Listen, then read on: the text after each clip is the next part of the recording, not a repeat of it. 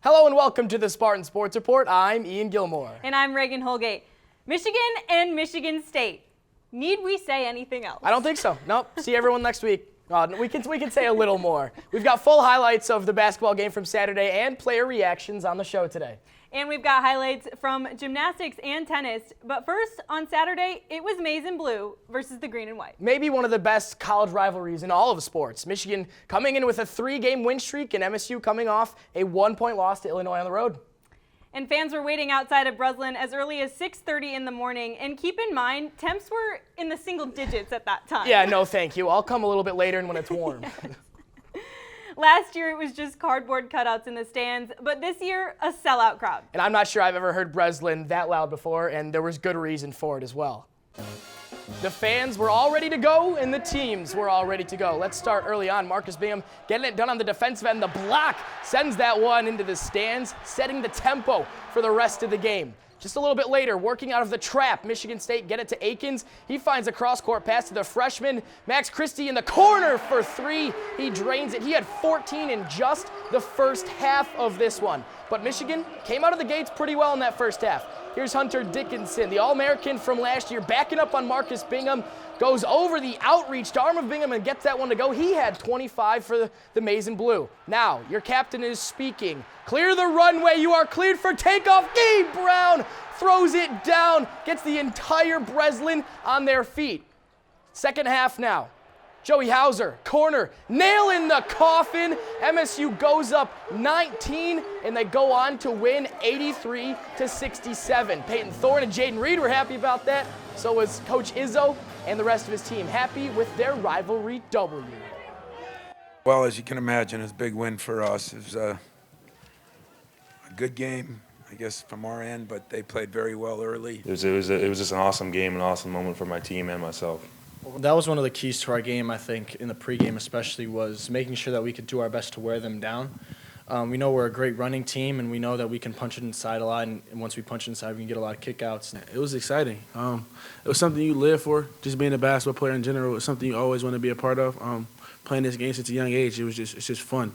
Especially being in an environment like that and being able to play in a rivalry like this. The energy in here definitely was crazy. Shout out to all the fans. You know, they were outside for a while, and they brought the energy even.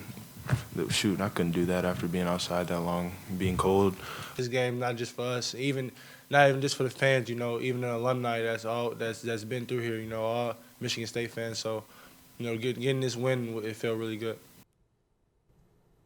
Only a month now until these two get to play each other again. The game that was supposed to be played earlier this month got rescheduled for March 1st. So the Wolverines will have another crack at MSU, but this time in Ann Arbor. Now for MSU, it's a quick turnaround this week. They head to College Park to play Maryland on Tuesday, up one spot in the AP poll this week to number 13. There was another rivalry matchup this weekend, but for the women's gymnastics team. But this time, the Spartans would travel to Ann Arbor to take on the Wolverines. Michigan was coming into this one after hoisting the national championship trophy last year and with the top seed in the country this season.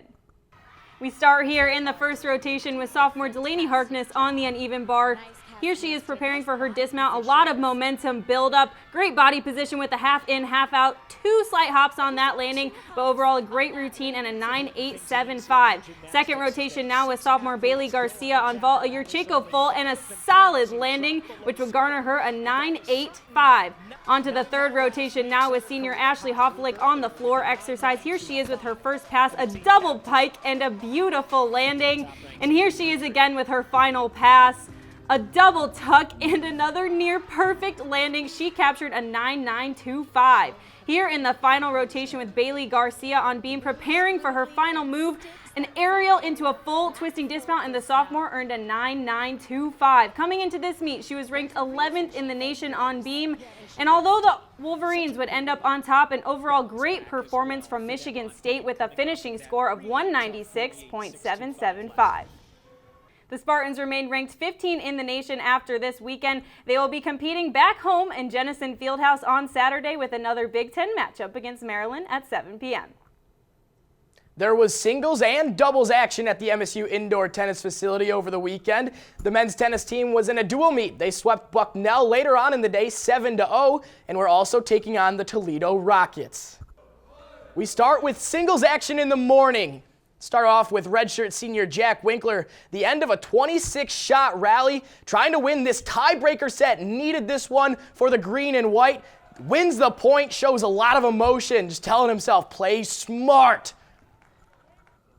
Later on, sophomore Luke Bayless up a set already. His opponent can't get the forehand down the line, and the overhand slam gets the point for Bayless. Now, freshman Max Sheldon had a set in his pocket already. A great serve. Opponent can't return it and gets him 2 points away from the win, which he did get. Now, Nick Williams, the 1-2-3 punch to get back in the game. He would go on to win as well. Now, Kazuki Matsuno, the junior, a back and forth of a couple strong forehands, but right down the line with some fiery power. Gets behind the ball, hammers a winner cross court. And those 4 wins for the Spartans were big as they defeated the Rockets 4-3. The team is now 6-0 this season and undefeated in non-conference play.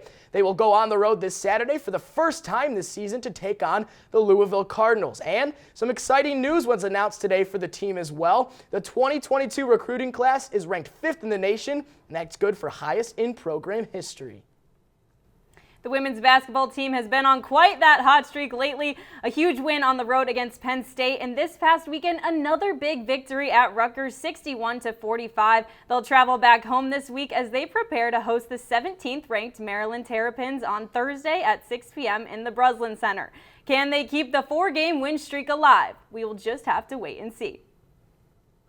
That's all we have for this edition of the Spartan Sports Report. I'm Ian Gilmore. Make sure to follow our social media channels to stay up to date with our latest coverage. I'm Reagan Holgate. Thanks for watching. We'll see you right back here next week.